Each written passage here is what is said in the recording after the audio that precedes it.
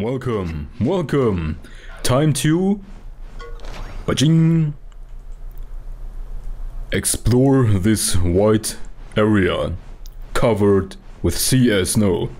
Let's see what kind of new monsters we can get here. Popo! This is some slight upgrade to Aptonoths if you're into herbivores, but I'm not. Oh, there's a Poogie. Oops. Yeah, do the Poogie dance. This is where we want to go. There's two snow huts standing there. Yeah, I sure did. Ah, by the way, hot mist.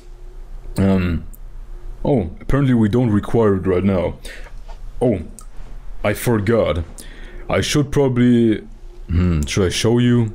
I think you'll be fine. If you go to the shrine, you have 4 options on the second option. You have 2 options at first. One, offer a charm, and the other one is offer an item. Offer money, I mean. You should always offer 1000 and keep the effect up, because it's basically 1000 for 15% more experience.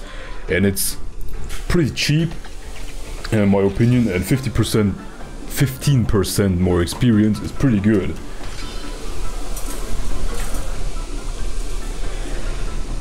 Which is the 15% experience increase you just saw, by the way. Yeah! Now give me experience. I need more. I'm sick of the 6 and 8 and 14 experience from the other areas. 57. Ooh, that's more than a Velociraptor, I think. Well, I only fought it because I wanted the item, which you can get from Monster Encyclopedia. Monsterpedia, my bad. Wild monsters. Popo. Received hot mist. If we venture into... we don't have the need right now, because, as you can see, there's no thermal icon or something which indicates that our monsters are freezing.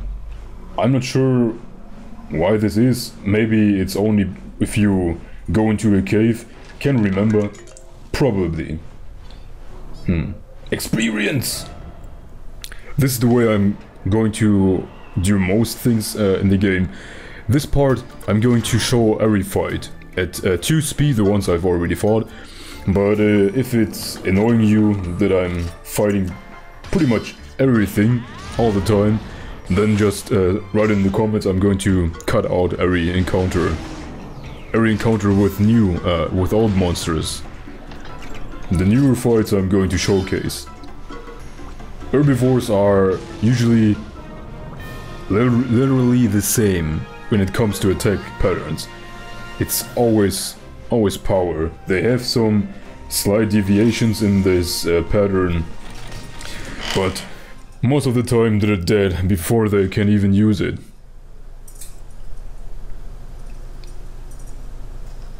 So, next one. There's another new enemy. Zamites. Zamites are the young version of Zamtrios, a big ice shark, which we're going to have the honor on fighting soon. Let's try and use a multi-hitting attack with our hunter. It should be... yeah, able to finish one of them off at least. No technical attack. Use this one. And you...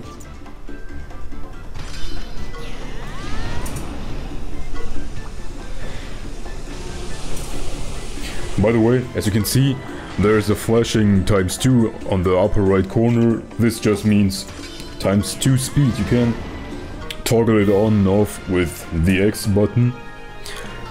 As you can see here, I'm going to have it at ×2 for fights I haven't fought yet, and ×1 for regular fights. And if you should decide that I should cut out most of the fights, I'm going to have it at ×3, so that I can breeze through the fights even more quickly. Oh. Treasure.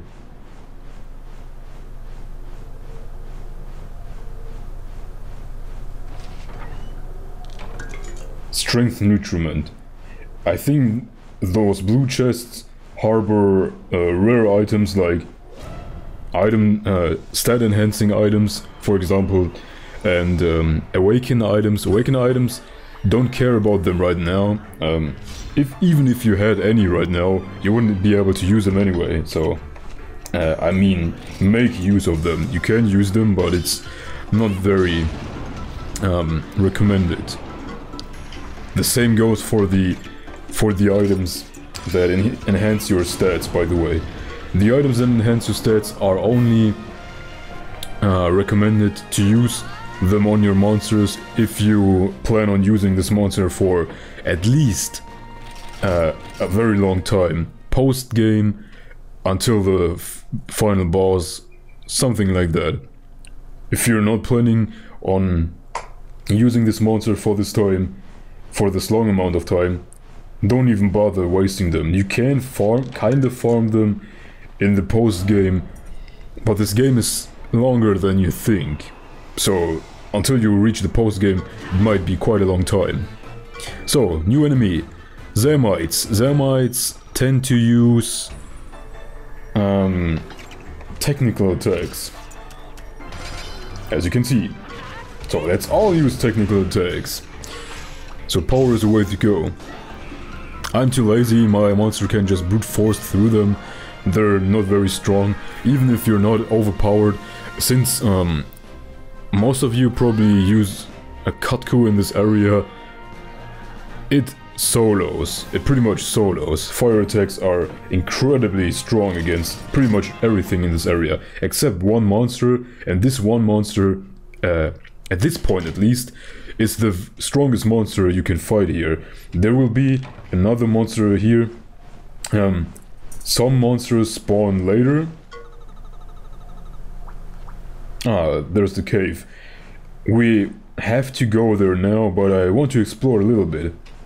There's some areas you can... Oh. What? Ah. My inner farm whore wants to slay them once again, but let's just explore a little bit before I do this. Off screen, of course. So, Pauper's tickets are basically your caravan travel thingies from pretty much everywhere. They're consumable, so if you use them, it will disappear forever. You can get a permanent paw pass travel thingy, but you won't get it until the end of post game, so keep that in mind. Ah, by the way, I lost my train of thought before. I wanted to say that the monsters you encounter here right now aren't the monsters that are here forever, meaning that, well, they are forever here, excuse my wording. They are forever here, but not the same monsters. Some monsters get added, no monster will get replaced, but some monsters will only appear sometimes. For example, let's just use the two monsters that we've encountered right now. For example, sometimes there will be a Popo, and sometimes this Popo will be replaced for a short amount of time by a Zermite, and so on and so forth. So, if you're wondering why one monster doesn't appear at the same spot for each time you cross this point, there's the answer. But some monsters will be here at a later point of time. I will tell you when and where. I have my notes, which I made myself. Gathered a lot of stuff and information. By the way, if you've seen this kind of vines before, you probably have those low texture Game Boy Color graphic vines. Holy fuck. They are not even attached to the wall. You can't climb them right now. You can't climb them for a long time, actually. There are some other places where you can, where you have the ability to use monsters on. For example, swimming and so on and so forth. You can't use them yet. Most of the monsters you unlock in later areas, and yeah, don't worry right now. Let me save real quick, just in case my 3DS should decide to die for some reason. Let's go into the cave, or should I clear the enemies first? No, let's go to the cave first. Can always do this later.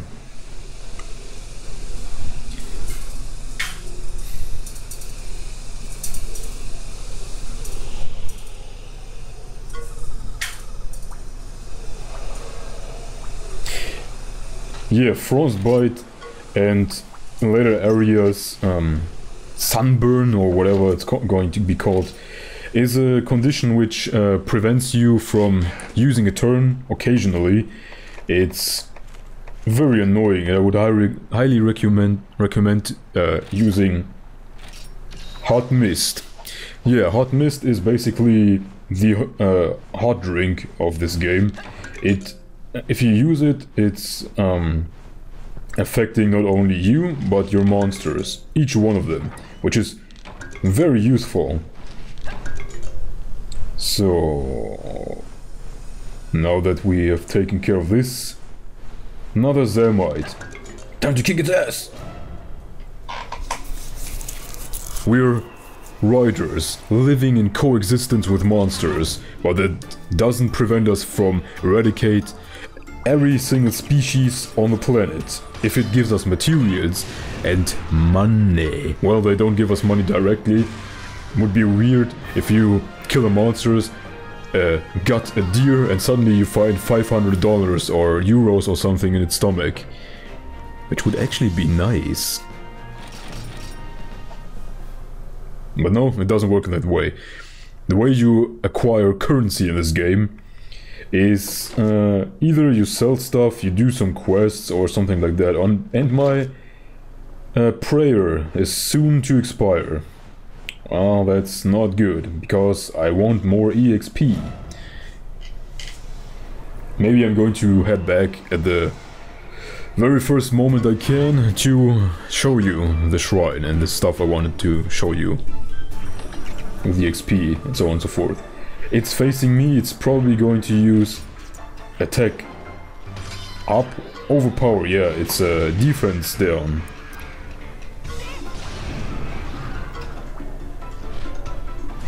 It's basically like, what's the tail whip from Pokemon? A waste of turns, because they'll most likely be dead, because they can abuse your defense drop. 161 experience, that's more than a blue Katku yields.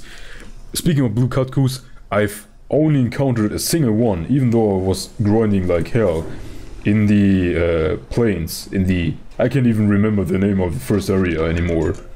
Alzheimer's has taken its toll on me.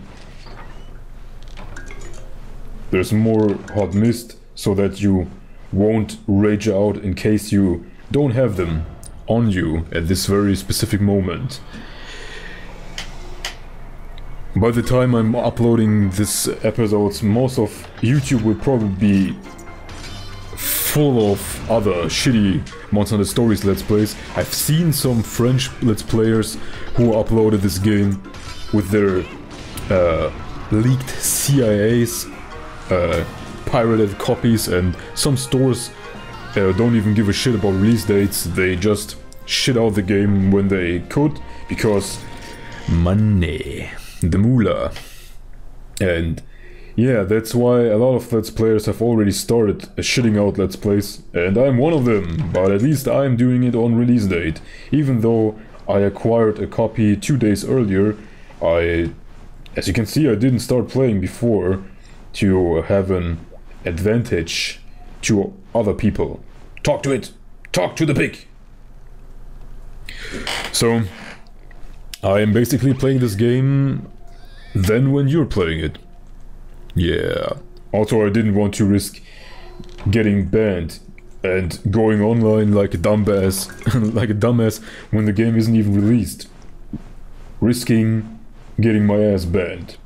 I mean, if you go online with a game which isn't even released yet, you must be pretty retarded and posting videos and screenshots and other nifty stuff. Well, my let's play of this game will be one of many shitty let's plays who are plastering the shitty website that is YouTube, kicking our asses when it comes to ad revenue and money and some other stuff since, I don't know, forever actually. Or since the introduction of ad revenue and the possibility to earn money in the first place. Did I gather everything? Yeah.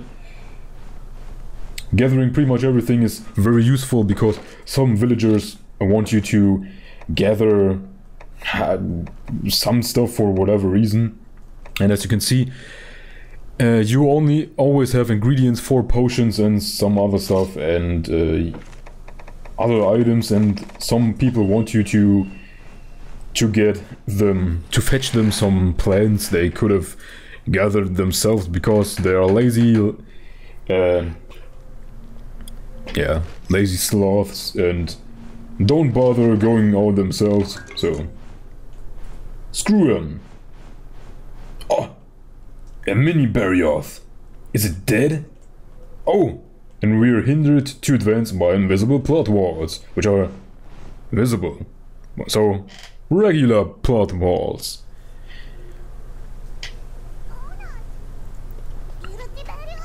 Yeah, the Barioth was blinking, so it's alive. We got class for concern. What kind of pun is this supposed to be? We got... Ah, he probably meant cause. Well, this was incredibly forced. Clause, cause... Jesus.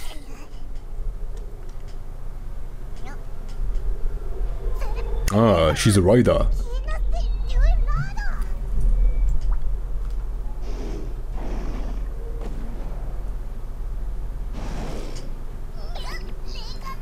Barioths are pretty high star monsters actually in this game, even though Barioth is weaker than AkantoreX, and well, Nargacuga is up for debate, but AkantoreX would probably shit on Barioth because AkantoreX are incredibly strong physically, and Nargacugas, even though they look ripped as hell. Have you seen those forearms? Jesus.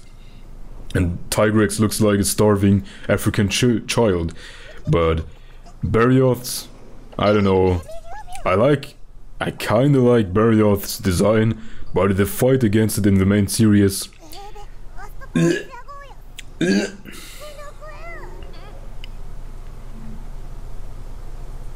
I didn't press anything, so it advanced the dialogue by itself. The cameraman was probably like, screw this, it's so cold, let's head back. So, can I? Also, it's very small. Maybe it's because it's coiled up. I don't know. Let's head back. Freeze to death, wench. Freeze to death. We can't go, if you couldn't tell, we can't go this way right now.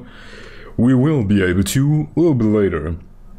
I'm going to save the first possibility, or the first chance I get. I'm going to save, and then end the part, since the last part was longer. This one will be shorter. Oh, Lagombi. Or for the weeps, Urukuzu. Yeah, Urukuzuzu, or whatever. Lagombis, I can remember, was it speed? I think it was speed, yeah. And since our... I want to say, and since our Katku prefers technical attacks, we will kick its ass. But no, you can't choose regular attacks with your monster, you can only choose special attacks, so let's just go with Blaze Ball. And if it's not going to use speed, I made a fool out of myself, but I was right. Speed, it doesn't have a set pattern as far as I can remember. Speed and tech are its preferred attack types.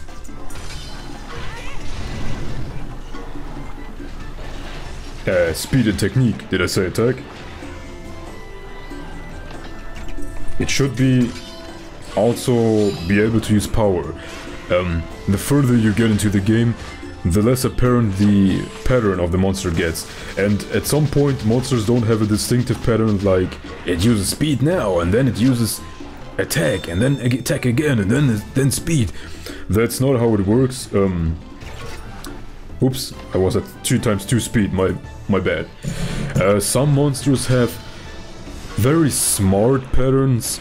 For example, there's one specific monster, and a lot of people had problems with this monster. For example, it uses tech for its first attack, and then you're going to use, well, power, for example. Basically meaning that you won the head-on fight. Then, since you use power, it will use speed, because it thinks, you used the power that time, so I'm going to use speed now. And you can basically outwit it if you use technique, and basically it will always use the kind of color which beats the one you used before. It will be quite a long time until you actually encounter this monster, but I just wanted to tell you that being able to predict the pattern will get harder and harder the further you advance into the game. So I'm going to wrap it up here. I'm going to save real quick, and then we're going to see each other at episode 5 of Monster Hunter Stories. I hope you enjoyed, or maybe not, maybe you died of hypothermia by now, because even watching people run around in the snow gives you the chills. I don't know. Faster! Well, it doesn't look like it's going to show us anything. It's running around like it's having a seizure, but alright, let's save. I'm going to go into the cave, and oh well, I think I'm going to wait with a level grinding, with my artistic level grinding, until I have the ability to actually get some eggs. As you can see, there's not a single nest here, which is peculiar. But well, next time on Monster Hunter Stories. See ya.